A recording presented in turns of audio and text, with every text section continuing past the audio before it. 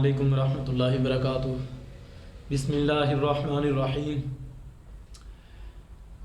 नमाज जनाजा में सलाम फेरते वक्त हाथों के छोड़ने का तरीका। ये अभी कुछ देर पहले मुझे एक सवाल आया है, कमेंट में किसी ने पूछा है कि जी बाज़ लोग जब जनाजा पढ़ते हैं तो जनाजे के अंदर जब फारिग होते हैं, जनाजे में सलाम फेरा जाता है तो बाज़ लोग हाथ छोड़ने से पहले सलाम फेर लेते हैं और बाज़ लोग हाथ छोड़ के उसके बाद सलाम फेरते हैं, और बाज़ लोग जब दाईं तरफ सलाम फेरते हैं तो दायां हाथ छोड़ देते हैं और बाईं तरफ सलाम फेरते हैं तो बायां हाथ छोड़ देते हैं। तो इस कमेंट का, आप हज़रात के इस सवाल का जवाब अभी मैं आप हज़रात को दूंगा और हवाला आपको उस हिसाब से दूंगा कि जिस हिसाब से जिस मसलक के बंदे को हवाले की ज़रूरत होगी, जिस मसलक के हिसाब से हवाले की ज़रूरत होगी, बाद में कमेंट में उस हिसाब से मैं आप हज़रात को हवाला दूंगा। अभी बग़ैर हवाले के, बग़ैर तफसील के आपके सामने मुख्तसरन ये नमाज से फारिग होने का, सलाम फेरने का, हाथ छोड़ने का तरीका आपके सामने रखूँगा। इससे पहले गुजारिश ये है कि अगर आप हज़रात ने हमारा इस्लामी चैनल सब्सक्राइब नहीं किया, ये चैनल है फ़िरका नहीं उम्मत बने।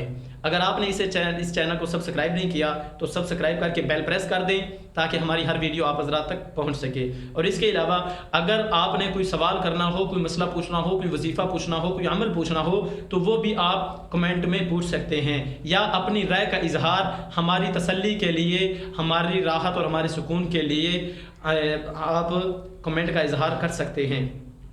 तो अब आइए असल बात की तरफ कि सलाम का सलाम जब फेरना है तो उस वक्त हाथ छोड़ने के बारे में अहादीस क्या कहती हैं। मुख्तलिफ अहादीस हैं, मैंने अभी ही देखी हैं, अभी ही मैं मुताला करके आ रहा हूँ, जिनमें मैंने कोई एक ऐसी आप यूँ समझ लें ऐसी कोई कन्फर्म हदीस नहीं है कि जिसमें वाज़े आया हो कि जी यही तरीका है सलाम फेरने का।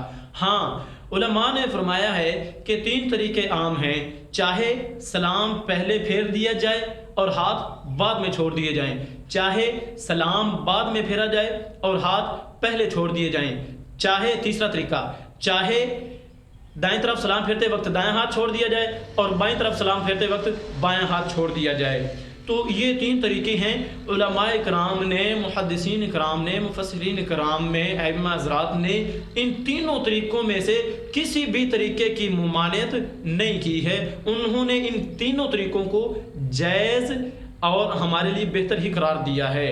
हाँ, अब अगर आप में से कोई चाहे कि जी मैं तो फलां हदीस पे अमल करना चाहता हूं तो आप इसका हवाला दे दें, तो भाई आप कमेंट में मेरे से सवाल कर सकते हैं, मैं आपको कमेंट में इसका हवाला दे के, इसका जवाब दे के आपका हल कर दूंगा।